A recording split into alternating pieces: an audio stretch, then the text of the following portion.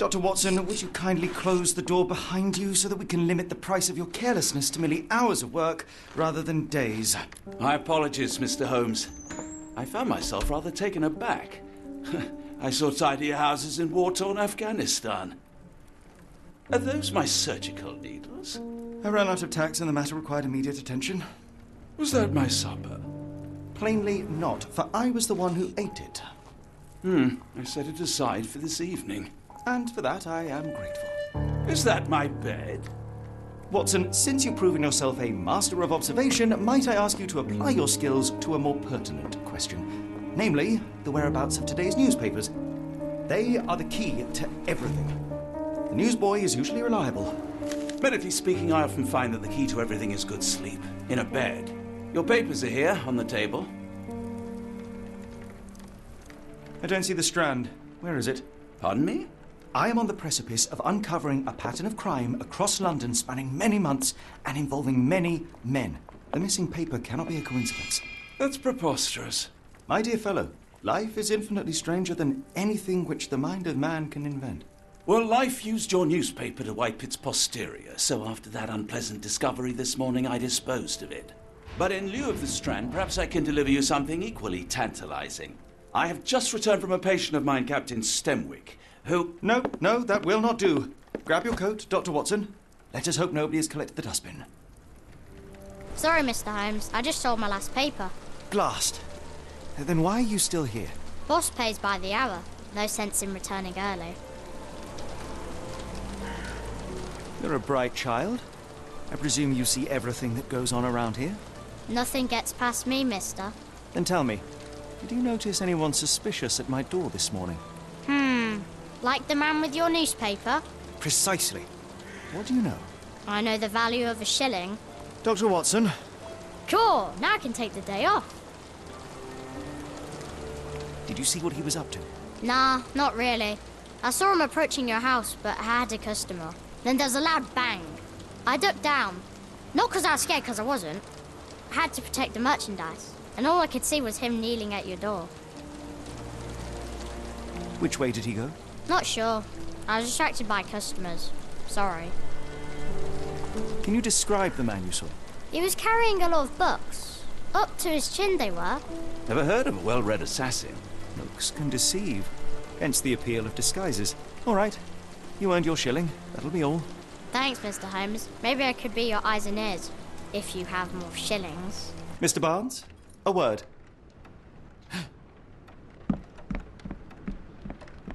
Oh, for goodness sake.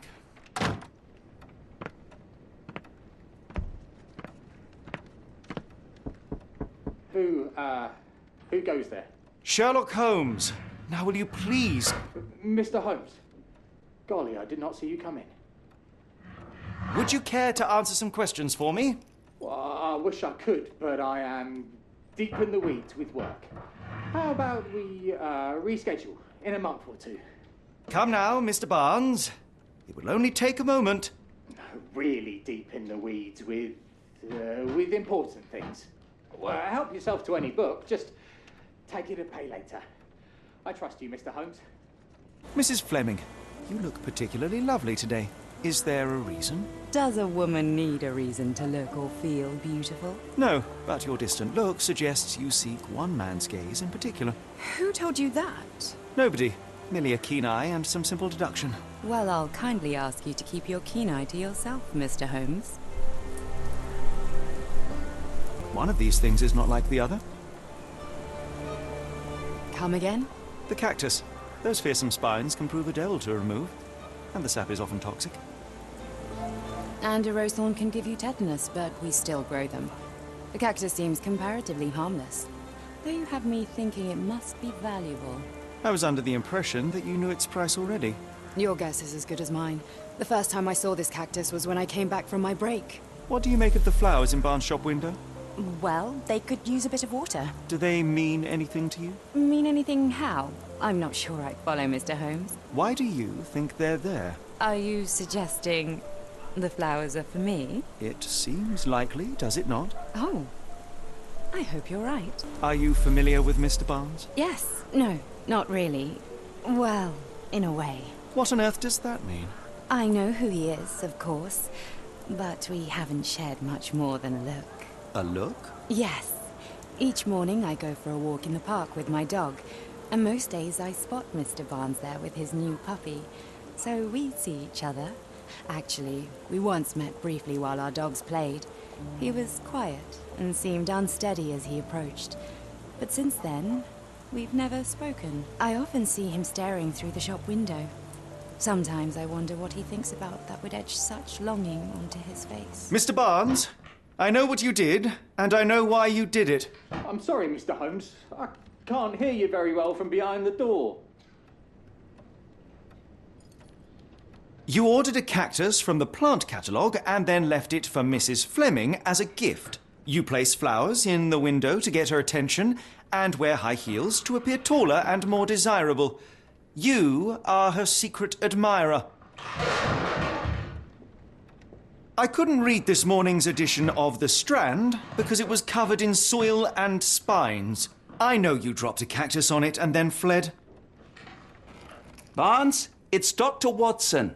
Rest assured, we are not interested in disclosing your personal affairs to anyone, including Mrs. Fleming. Please come out. All right, then.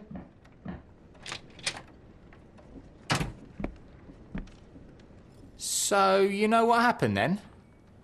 I was on my way back from the post office, having picked up the cactus and some books. It was quite an awkward package, heavy too, and when I got to your door, I dropped the cactus in your paper. Forgive me. I needed that paper to prove a theory and prevent a crime. Your actions were rather disruptive. Your clumsiness carrying the post is matched only by the clumsiness of your romantic gesture. Oh, it's true. I am useless with this sort of thing. I'm not even sure if Mrs. Fleming noticed. As in most things in life, truth is the answer. Cease with the obtruse signals and anonymous gifts, and simply talk to the woman. What is the worst that can happen? She rejects you, and you are freed from this endless purgatory. That... Yes, you are correct, of course. I do have a slight tendency to overthink things. Thank you. So, at last, we return to the matter of the paper. I'm investigating a string of burglaries. Did you perhaps read of any before the edition was spoiled? I don't recall, but you're welcome to read our copy for yourself. You had an issue of The Strand here all along? Well, naturally. I am a bookseller. I have a subscription to every magazine and newspaper in London. So you ought to be familiar with the concept of burying the lead. Oh no, my apologies, Mr. Holmes. I'll make it up to you however I can. I am an expert on obscure languages and translation and Yes, okay. Just give me the paper. Well, that was an utter waste of time. An assassination did seem rather unlikely. There was supposed to be another burglary. I was certain of it. Something you wish to say, Doctor? No. Well, only that you have a remarkable faculty for deduction and pattern recognition. And that perhaps, if ill-applied... I see things that are not there. Yes. It is London. There will always be burglaries. Doesn't have to mean anything. So it seems. Forgive me. Without something to occupy my mind, I turn into an entirely different animal. Which brings us back to my news from earlier. I think I have a case for you, a real one. Truly? Indeed. Though perhaps not as thrilling as your stories from Cordona. A patient of mine, Captain Stenwick, told me that his servant disappeared. I said I knew just the man to help. What do you say? Oh, Watson. Yes, I know it's not the most tantalizing mystery, nor the story to launch my writing career. But It's brilliant. Let's go. oh, good. Well, his house is nearby. Come. Is this lousy attitude of yours because of my altercation with Inspector Lockhart? Did he put you up to this? Sir, the inspector has nothing to do with it. I'm telling you the same thing I tell anyone seeking a missing person. Good day, gentlemen. Forgive the intrusion. Captain Stenwick, this is my colleague Sherlock Holmes, the consulting detective I told you about. At last, a professional. This useless officer refuses to do anything about Kimmy here, my missing servant. What was your name again? I shall be certain to inform your superiors. Sergeant Ruffles, and it's my superiors who made this decision, sir. Have there been other disappearances lately? Of course, here and there. But when life is tough and opportunity comes knocking, you can't blame those who answer. Why has the police department decided not to help? We investigate murders, thefts, fraud, arson, real crimes. A servant walking away from his master is not our highest priority. That said, if we find Kimahir breaking the law, we'll be sure to notify Captain Stenwick. Now, I must be off. Best of luck in your search. You heard that, didn't you? The way that man spoke to me. I shall need your written testimony. Then we can lodge a complaint. Captain, perhaps Mr. Holmes' time is better spent learning about your servant, so that he may begin his investigation. Ah, yes. Quite right. Fire away. Tell me about Kimahir. He's foreign. A Maori. All the way from New Zealand. Biggest man you've ever seen, and as strong as two. Dark hair and fearsome tattoos. He doesn't speak a whit of English. Never bothered to learn. But I made do with pointing. I invested a lot of money in him, so he must be found. When did you last see your servant? Kimmy here normally brings me the morning papers, but yesterday I had to get them myself. He must have escaped the night before yesterday. May I see your servant's bedroom? His shack is in the garden. You can't miss it. Did you search the room? Of course, but only to check he wasn't lying dead inside. Everything seemed normal at a glance. Is there any reason Kimahir may have left? I should think not. He had all he could have wanted. Gainful employment, new clothes, and all the cabbage he could eat. Did Kimahir make off with anything of value? Heavens, no. I would have mentioned it to Sergeant Ruffles. Still, he must have fled with some money on his person?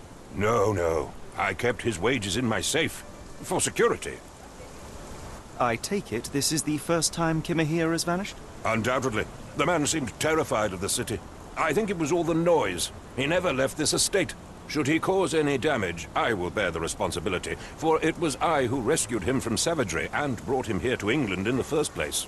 All right, Captain. I think I have enough to get started. We shall first take a look around the mansion. Go ahead. I'll be here, mentally drafting my complaint.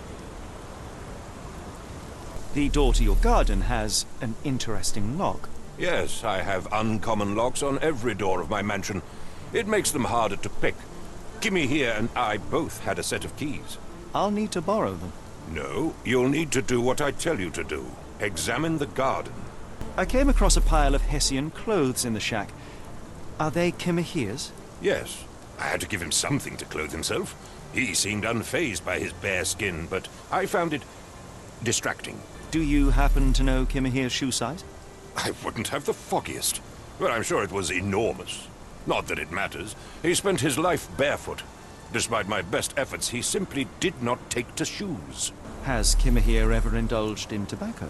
No. The man doesn't even drink. Are you certain? I found chewing tobacco in the garden. I controlled Kimahir's expenses, since he struggled with the currency. I would have known if he used tobacco. Is this spyglass familiar? I don't recognize it. Could it be Kimahir's, perhaps? I doubt it. I never saw him with it, nor could I suggest how he might have come by it. Surveilling from afar, the intruder waited for a window of opportunity.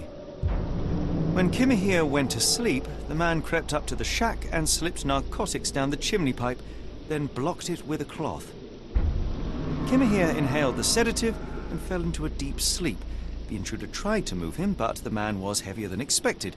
The intruder fell on the sack and dropped his spyglass. In order to transport the servant, he had to use the cart. The final challenge was opening the garden door. Luckily for our intruder, Kimahir had the key in his shack. Remarkable. It makes total sense. You'd best have found something by now, gentlemen. I found the residue of narcotics in Kimahir's brazier. There are several explanations, perhaps your servant's recreational interest, or an attempt at poisoning. Cut to the chase, Mr. Holmes. You said that you checked the shack earlier. Did you notice the cart tracks near it? Now, one ought to expect a servant to make regular use of such a thing. Indeed, I would have overlooked the detail were it not for the cart's absence.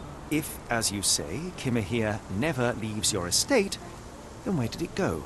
I expect answers from you, Mr. Holmes, not questions. I fear that someone may have spied upon Kimahir. Likely the owner of the spyglass I found earlier. It appears they were watching for some time, as there was an impressive amount of chewing tobacco on the ground. And your point? I won't keep you in suspense any longer, Captain. Kimahir was abducted by the owner of the spyglass. When your servant fell asleep, he slipped a narcotic into Kimahir's brazier to make him sleep even more soundly. In order to carry a man as large as Kimahir, the intruder stole the cart and rolled him right out of your garden. Now, hold on. All this simply to tell me what I already know? Why haven't you found him yet? I only arrived a moment ago. It is, frankly, incredible that I have already deduced so much. Every second you dawdle here, waiting for me to stroke your ego, is another second wasted. I'm not interested in the how, the why, or the who. I am only interested in recovering my investment. Spare me the claptrap, boy, and go and fetch my servant.